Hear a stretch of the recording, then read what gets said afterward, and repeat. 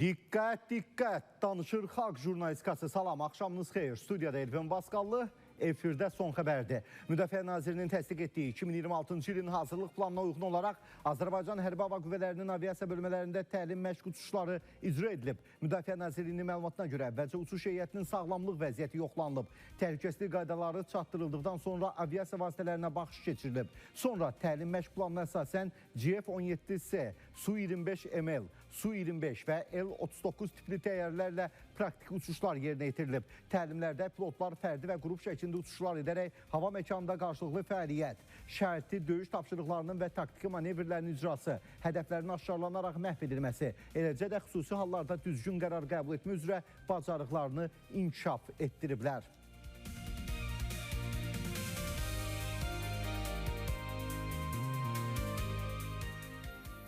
6 iyul tarixində Rusiyanın Azərbaycandakı fövqəladə və səlahiyyətli səfiri Mikhail Yevdokimov Xarici İşlər Nazirliyinə çağırılıb. Görüş zamanı 5 iyul tarixində axşam saatlarında Ukraynanın Mikolayev vilayətində yerləşən Sokar yanacaq doldurma məntəqəsinin dron hücumuna məruz qalması ilə əlaqədar kəskin etiraz bildirilib və Rusiya tərəfindən müvafiq nota təqdim edilib. Görüşdə söz gedən dron hücumunun ilk hal olmadığı, bundan əvvəl də qaz paylayıcı kompressor stansiyası və Odessada neft bazasına hücumlar daxil olmaqla Ukraynada Sokara məxsus obyektlərin hərbi zərbələrə və hərbi əməliyyatların digər dağıdıcı təsirlərinə məruz qaldığı, nəticədə əhəmiyyətli maddi ziyan dəydiyi, şirkət əməkdaşları arasında yaralananlar olduğu xatırlanıb. Dəfələrlə xəbərdarlığa baxmayaraq, belə halların davam etməsinin hücumların məqsədyönlü şəkildə həyata keçirildiyinə dəlalət etdiyi bildirilib. Rusiya tərəfi qeyd olunan bütün faktlar üzrə hər tərəfli araşdırma aparmağa, baş vermiş hallarla bağlı müvafiq izahat verməyə, habelə mülki obyektlərin və diplomatik nümayəndəliklərin qorunması üzrə beynəlxalq öhdəliklərə riayət etməyə çağırılıb.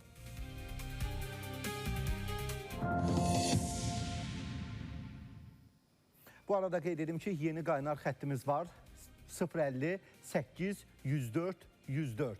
8 104 104-ə 050 ilə sizi maraqlandıran, narahat edən məsələləri yaza bilərsiniz. O cümlədən də çəkiliş etdiyiniz görüntüləri bizə göndərirsiniz. Son xəbərdə biz sizə təqdim edirik. Son xəbər davam edir. Bakıda Türk dünyasının ilk beynəlxalq riyaziyyat olimpiyadası olan Türk Dünyası Beynəlxalq Riyaziyyat Olimpiyadası TİMO 2026 yekunlaşdı. Azərbaycan, Albaniya, Bolqarıstan, Hindistan, Kosova, Filippin, Qazaxıstan, Qırğızıstan, Rusiya, Özbəkistan, Tacikistan, Türkmənistan və Türkiyə olmaqla 13 ölkədən gələn 393 şagird elm yarışına qoşulub. Bağlanış və mükafatlandırma mərasimində TİMO 2026-nın qalib və mükafatçılarının adları açıqlanıb. Qeyd edək ki, TİMO 2026 Qlobal Olimpiyat Center tərəfindən təşkil olunur. Məhəmməd Hüseynli, Azərbaycan. Nicat Mirzayev, Azərbaycan. Ramal Basqallı, Azərbaycan. Teyyub Məmmədov, Azərbaycan. Yunis Ağayev, Azərbaycan. Yusif Qambarov, Azərbaycan. Heydər Əliyev Fondunun vitse-prezidenti Aidiyə İctimai Birliyinin təsisçisi və rəhbəri Leyla Əliyeva Qəbələ rayonunun Çuxur-Qəbələ kəndində yerləşən Qəbələ Arxeoloji Mərkəzinin parkında Qəbələnin Vəndam qəsəbəsindən olan rəssam Yəhya Cəlilovun ilk fərdi sərgisinin açılışında iştirak edib. Sərgidə rəssamın 38 əsəri nümayiş olunub. Sonra Qəbələ Arxeoloji Mərkəzinin yaxınlığında yerləşən parkda İctimai Birliyin təşəbbüsü əsasında ağacəkmə aksiyası keçirilib. Aksiyada Qəbələ və Bakıdan olmaqla ümumilikdə 32 uşaq iştirak edib.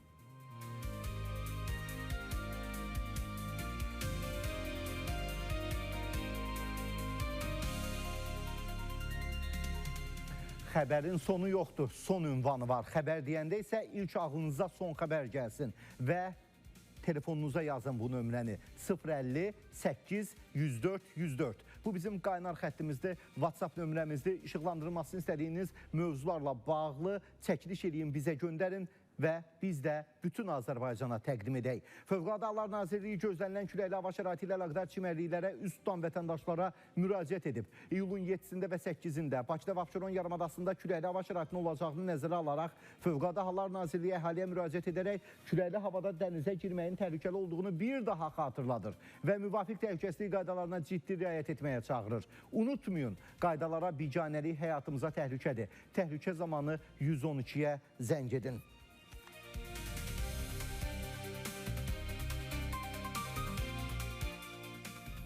Çimərliklərdə faciələrdən söz düşmüşən az sonra sizə bir məlumat təqdim edəcəm. Həmin məlumat dəqiqləşdirilir. Davam edirik. Azərbaycanın bəzi rayonlarında müşahidə olunan yağıntılı hava şəraiti iyulun 9-u gündüzədək davam edəcək. Ayrı-ayrı yerlərdə dolu düşəcəyi, yağışın intensiv olacağı, şimal və qərb rayonlarında isə güclənəcəyi ehtimal var. Çaylarda sulluğun artacağı, bəzi dağ çaylarından isə qısa müddətli sel keçəcəyi də ehtimal olunur. Və yenə havadan danışırıq. Qax və Zaqatala rayonlarında müşahidə olunan güclü külək bir sıra yaşayış məntəqələrində ciddi fəsadlara səbəb olub. Ən ciddi fəsadlar Qax rayonunun Marsan, Turaclı və Çüdülü kəndlərində yaşanıb. Güclü külək nəticəsində Qax rayonunun Qorağan, Turaclı, Marsan və Çüdülü kəndlərində 30-a yaxın ağac aşıb. Həmçinin 5 yardımçı tikili və mal tövləsinin dam örtüyünə ziyan dəyib. Hazırda aidiyyatı qurumlar tərəfindən fəsadların aradan qaldırılması istiqamətində işlər davam etdirilir. Güclü küləyin təsirindən çoxsaylı iri gövdələr, ağaclar kökündən qoparaq aşıb, elektrik və rabitə dirəkləri zədələnib, naqillər qırılıb. Zaqatala rayonunda da fəsadsız ötüşməyib bu təbiət hadisəsi. Rayonun müxtəlif ərazilərində ağaclar aşıb, bəzi yaşayış məntəqələrində elektrik enerjisinin verilməsi müvəqqəti dayanıb. Artıq ürək dayanmır. Gündə nə qədər suda boğulma hadisələri təqdim eləmək olar, eşitmək olar, izləmək olar.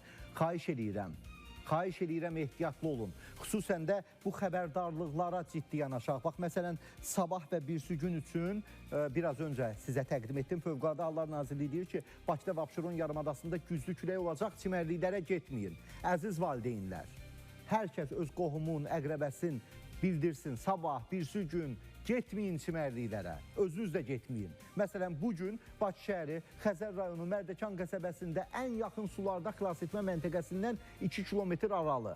Yəni dənizdə nəzarətsiz ərazidə 4 nəfər batıb. Hadisə ilə bağlı Fövqəladə Hallar Nazirliyinin 112 qaynar telefon xəttinə ilkin məlumat daxil olub.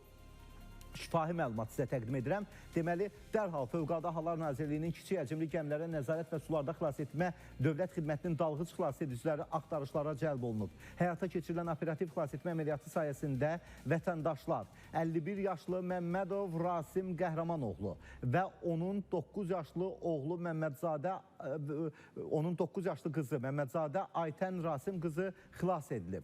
Deməli, hamısı bir ailənin üzvləri olub.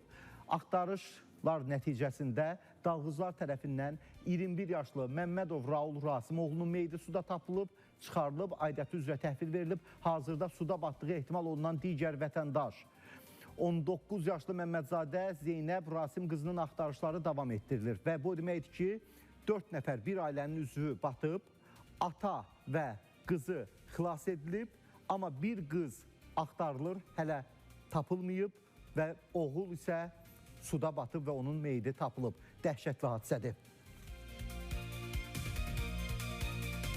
Davam edirik. Son xəbər indi xarici xəbərlərlə davam edir. Rusiya Kiyevə raket və dronlarla kütləvi hücum həyata keçirib. Ukraynanın paytaxtında geniş miqyaslı dağıntılar və yanğınlar baş verib. Kiyevin meri Vitali Klitschko hücumlar nəticəsində 11 nəfərin həlak olduğunu bildirir. Yaralanmış 46 nəfərdən 27-si, o cümlədən 3 uşaq xəstəxanaya yerləşdirilib. Dağıntıların şəhərin 4 rayonunda qeydə alındığı bildirilir. Rusiya tərəfi Ukraynanın hərbi sənaye kompleksi obyektlərinin vurulduğunu iddia etsə də Kiyev çox mərtəbəli yaşayış binasının hücuma məruz qaldığını açıqlayıb. Ümumiyyətlə, Ukrayna bir gün əvvəl matəmdə idi. Ondan əvvəl Kiyev yenə vurulmuşdu. 30 nəfər ən azı həlak olmuşdu. İndi isə 11 nəfər mülki insanlar həlak olur. İranın paytaxtı Tehranda ölkənin mərhum ali lideri Əli Xameneyinin cənazəsi ilə matəm yürüyüşü keçirilir.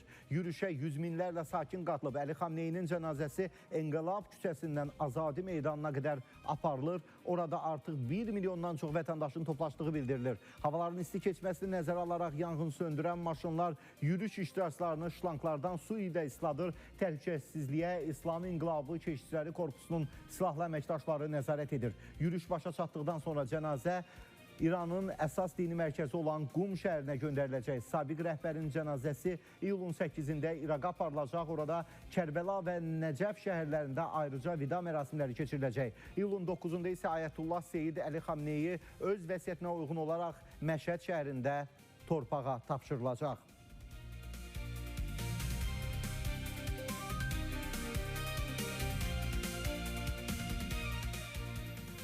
Kongo Demokratik Respublikasında Ebola virus xəstəliyi səbəbindən həyatını itirənlərin sayı 500 nəfər ötüb. Ölkədə indiyədək 1561 təsdiqlənmiş yoluxma halı qeydə alınıb. Rəsmi məlumatlara əsasən 253 nəfər sağalıb. Ümumi ölüm göstəricisi 32,4% təşkil edir. Xəstələrlə təmasda olan şəxslərin izlənilməsi səviyyəsi isə 81,6%-ə çatıb.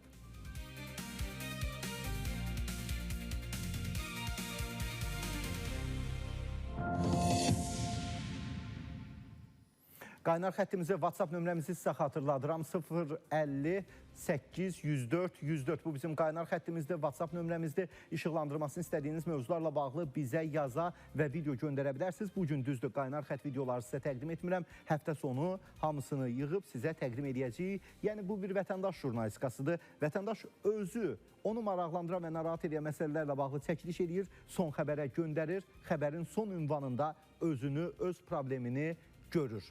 İyulun 4-də Ağdamın Xaçın Dərbənd kəndində ata və 2 övladının su anbarında boğularaq həyatını itirdiyi faciənin təfərrüatları məlum olub. Yaxınlarının sözlərinə görə 41 yaşlı Şərif İskəndərov və övladları su anbarına çinmək üçün getməyiblər. Şərif İskəndərovun 18 yaşlı oğlu Tunar və 17 yaşlı qızı Fidan bu il orta məktəbi bitiriblər. Onlar iyulun 5-də 2-ci və 3-cü ixtisas qrupları üzrə ali təhsil müəssisələrinə qəbul imtahanında iştirak etməli idilər. Bu səbəbdən 41 yaşlı Şərif İskəndərov övladları Tunar və Fidanı imtahan öncəsi dincəlmək və doğma kəndi ziyarət etmək üçün Xaçın Dərbəndə aparıb. Ailə Xaçınçay su anbarının kənarında şəkil çəkdirərkən 12 yaşlı oğlu büdrəyərək suya düşüb. Ata dərhal suya atılaraq övladını xilas edib və anasına çatdıra bilib. Lakin özü su anbarından çıxa bilməyib. Bunu görən qızı Fidan, ardınca isə oğlu Tunar atasını xilas etmək üçün suya atılsalar da hər ikisi də boğulub.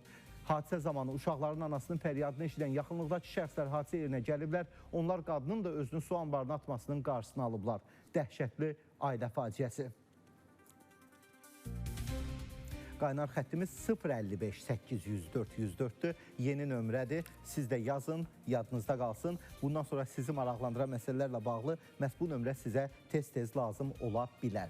Fövqəladə Hallar Nazirliyi üzərinə düşən vəzifələrinin icrası, o cümlədən əhalinin və ərazilərin təbii və texnogen xarakterli fövqəladə hallardan qorunması istiqamətində fəaliyyətini davam etdirir. Fövqəladə Hallar Nazirliyinin 112 qaynar telefon xəttinə daxil olmuş zənglər əsasında aidiyyatı qurumlar tərəfindən ötən həftə ərzində 583 yanğına çıxış, 39 halda köməksiz vəziyyətdə qalma, 7 yol qəzası və 2 partlayış faktı üzrə qəza xilas etmə əməliyyatları həyata keçirilib.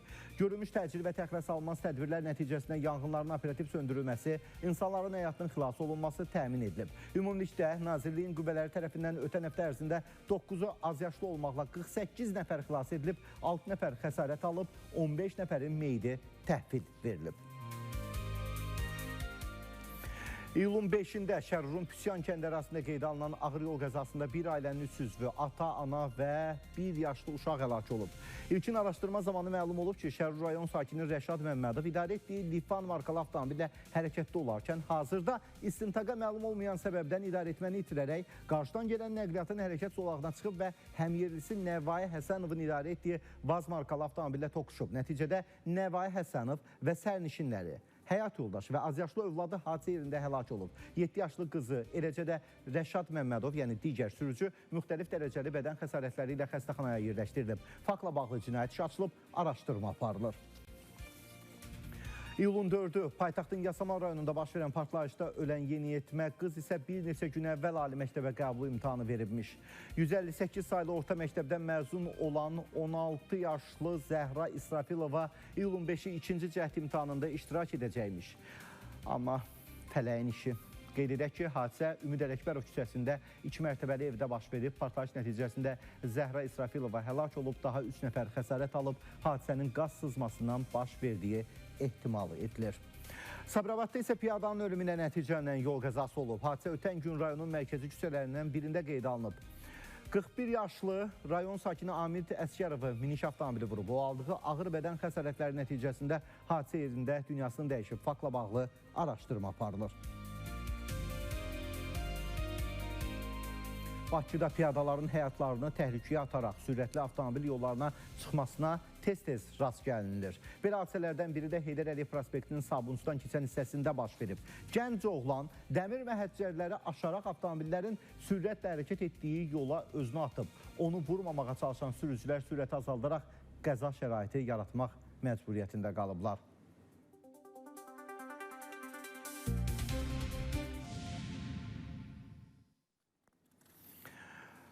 Son xəbər davam edir. 055 800 104 104. Bu bizim yeni qaynar xəttimizdir. Buyurun yazın və sizi maraqlandıran və narahat edən məsələlərlə bağlı çəkiliş edin, videonu bizə göndərin.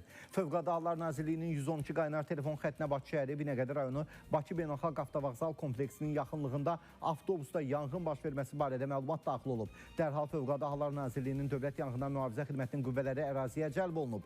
Yanğın söndürənlərin tərəfindən avtobusda baş vermiş yanğın genişlənərək ətrafa yayılmasına imkan verilmədən qısa müddətdə söndürülüb. Yanğın nəticəsində avtobusun yanar konstruksiyaları alışıb. Xəsarət alan olmayıb. Daşıyıcı şirkətin ilkin ehtimalına görə hadisə elektrik sistemində yaranmış yükləmə nəticəsində baş verib. Hadisənin dəqiq səbəbinin müəyyənləşdirməsi məqsədi ilə aidiyyatı qurumlar tərəfindən araşdırma aparılır. Yanğının baş vermə səbəbi təyin olunmuş, ekspertizanın rəyi açıqlanandan sonra dəqiq məlum olacaq. Sosial şəbəkələrdə son günlər Şıxov çimərliyində dənizdə iri diametrli boru vasitəsilə çirkab suya bənzər maddənin axıdılmasını əks etdirən görüntülər yayılıb. Məsələ bir müddət əvvəl də gündəmə gəlmişdi və Azərbaycan Dövlət Su Ehtiyatları Agentliyi yanında suların istifadəsinə və mühafizəsinə Dövlət Nəzarəti Xidməti tərəfindən araşdırma aparılıb. Əraziyə baxış keçirilib və müəyyən edilib ki, həmin yerdə gəmilərin təhlükəsiz yanalması üçün dərinləşdirmə işləri aparılır. Bu proses zamanı dəniz dibindən çıxarılan qum və çöküntülərlə qarışmış su boru vasitəsilə sahilə ötürülür. Qurum ictimaiyyəti yalnız rəsmi təsdiqlənmiş məlumatlara istinad etməyə çağırıb. Suraxanı rayonunda sakinlərin həyətini su basıb. Şəhidçilərin sözlərinə görə su borusunda baş verən nasazlıq onların gündəlik yaşayışına ciddi çətinlik yaradıb. Nəticədə Yeni Günəşli qəsəbəsi, D massivi 29 saylı binanın həyətində su yığılması qeydə alınıb. Sakinlər bildirirlər ki, problem artıq bir ildir davam edir və bu barədə aidiyyatı qurumlara müraciət olunsa da məsələ həllini tapmayıb. Azərbaycan Dövlət Su Ehtiyatları Agentliyi isə hadisə yerinə briqada göndərildiyini və hazırda qəzalı vəziyyətin aradan qaldırılması istiqamətində işlərin aparıldığını bildirib. Astant 44 Texniki Komitəsi tərəfindən Kamança ailəsinin 4 ölçüsü üzrə milli standartlar rəsmi olaraq təsdiqləndi. Mədəniyyət Nazirliyinin məlumatına görə bu standartlar Azərbaycanda ilk dəfə olaraq Kamança alətinin ölçüləri, konstruktiv xüsusiyyətləri və istehsal parametrlərini vahid texniki normalar əsasında müəyyən edir. Standartların hazırlanması Azərbaycan Standartlaşdırma İnstitutu və Mədəniyyət Nazirliyinin birgə təşəbbüsü ilə yaradılmış komitə tərəfindən həyata keçirilib. Layihə çərçivəsində 150-dən çox Kamança nümunəsi tədqiq olunub və yekun nəticələr ekspertlər tərəfindən təsdiqlənib. Qərar Azərbaycanda milli musiqi alətlərinin standartlaşdırılması sahəsində ilk hüquqi normativ baza kimi qiymətləndirilir.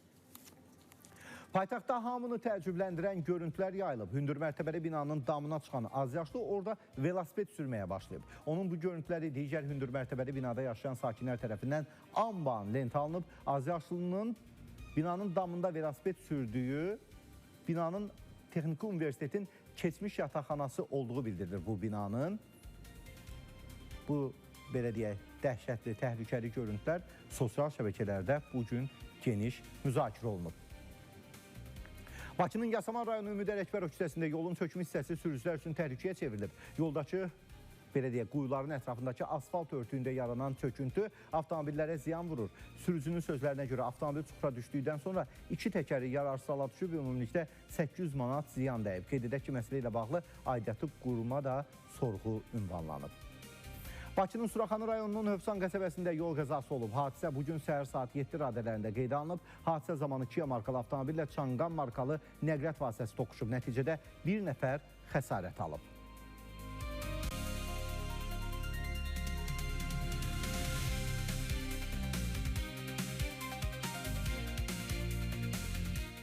Xarici xəbərlərlə davam edirik. Portuqaliya millisinin ulduzu Cristiano Ronaldo Venezuelada baş verən zəlzələdə ayağını itirən və dünya çempionatı stiker albomunu itirdiyi üçün kədərlənən azyaşlı azarkeşi Andres üçün ürəyi açan addım atıb. Ronaldo əvvəlcə xəstəxanada müalicə alan Andresə imzalı formasını göndərərək ona mənəvi dəstək olub. Bununla kifayətlənməyən ulduz futbolçu daha sonra azyaşlı azarkeşinə xüsusi video müraciət də ünvanlayıb. Müraciətdə deyilir: "Salam Andres, necəsən? Bu videonu sənə böyük bir qucaq göndərmək üçün çəkirəm. Bilirəm ki, sən mənim böyük azarkeşim dəyişimsən deyə Ronaldo bildirib. Portuqaliyalı futbolçu həmçinin Andresə tam sağaldıqdan sonra onu oyunlarından birinə dəvət edəcəyini və onunla şəxsən tanış olmaq istədiyini bildirib. Ronaldonun bu humanist jesti sosial şəbəkə istifadəçiləri tərəfindən böyük rəğbətlə qarşılanıb.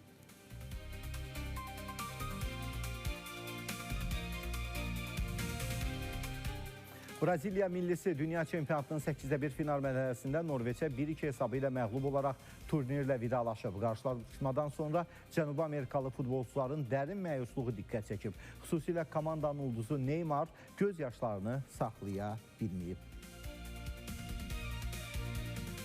Hörmətli tamaşaçılar, məhz bu xəbərlə də bugünlük son xəbəri yekunlaşdırdıq. Sabah yenidən görüşərik. Vədimizə sadiq olaq.